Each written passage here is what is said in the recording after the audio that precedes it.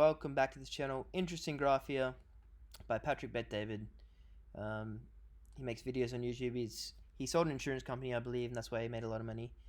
So, 6.1 million Americans behind in their mortgage, the highest in 20 plus years. Brace for impact. So you can't pay your mortgage, you'll get your house repossessed, you have to move somewhere else.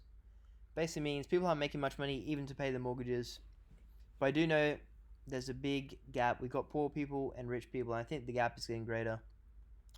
Or so I feel. So anyway, we've got a lot of people like that.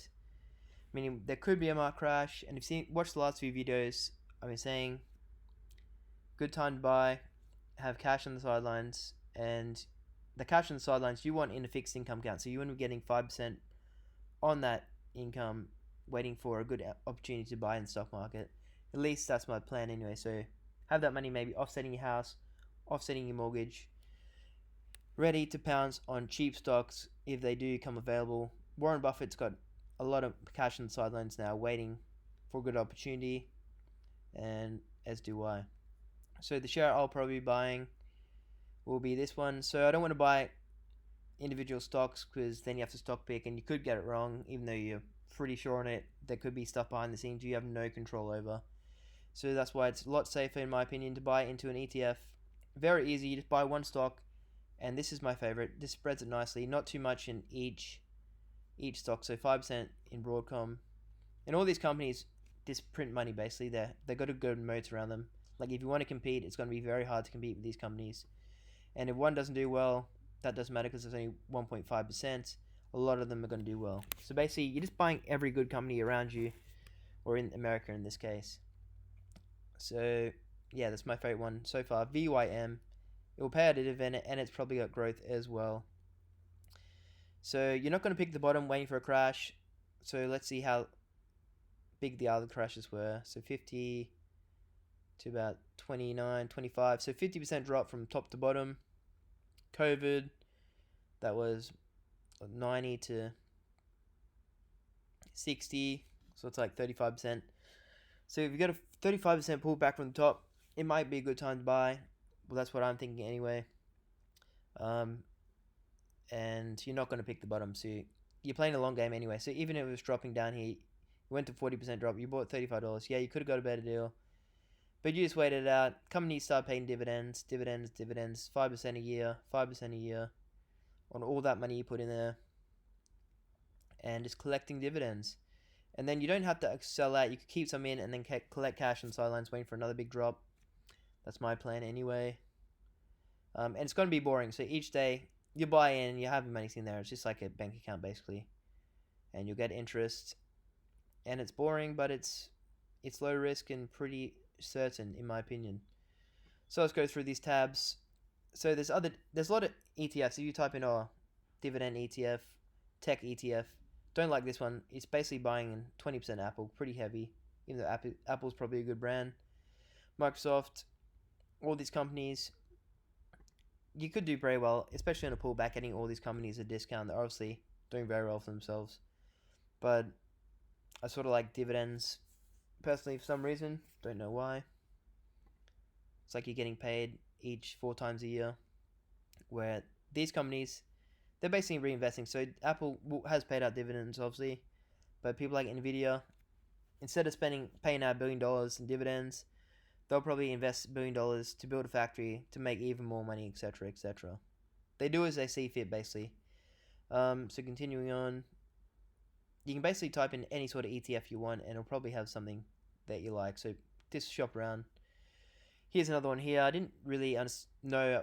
Sorry, I wasn't too familiar with a lot of these companies. A lot of American companies here, but you could look into them. So I don't like that one too much. Not too familiar with the companies. I'd rather say like, yeah, I own Coca-Cola, I own JP Morgan, a bank. Home Depot, easy to understand in my brain. Home Depot's like Bunnings in Australia. Walmart's like Kmart, basically. Easy to understand businesses with competitive advantages that pay out dividends.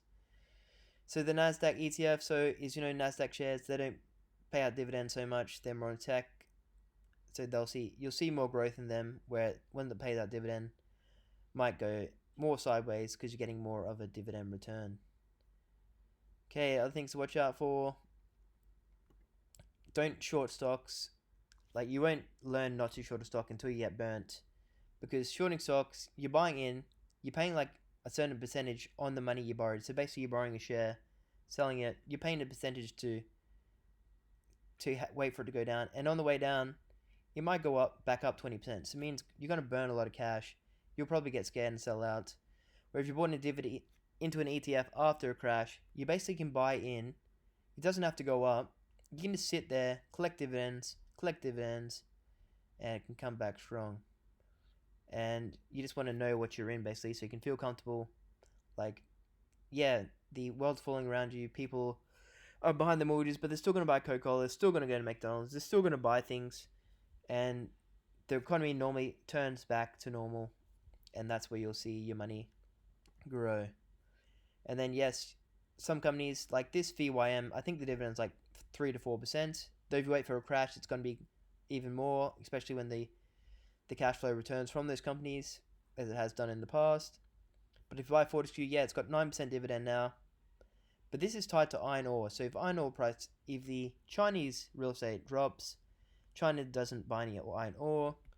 Therefore, this company is making less money. That falls out of the sky, and so does the dividend. And you've lost, it's got 10% dividend, but you've lost like 50%. Getting that big dividend, you'd be better off waiting for iron ore to really slump and be down in the ditches, and then to buy a company like this. But that's buying into one company. That's a lot of effort. I'd rather just buy one stock. Easy to understand group of companies. You don't have to worry about any single company wiping into your wealth.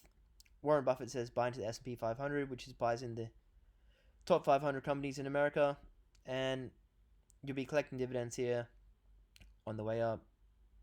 But Warren Buffett says to do that, but he's got a lot of money in the sidelines, and he's not doing it now. We're at sky high, so he's probably waiting for a pullback, better opportunity, and he'll put his money into probably single companies that he's researched quite well. And he doesn't put all of his money into one basket, so even if the companies he's putting to fail, that doesn't really matter too much as well.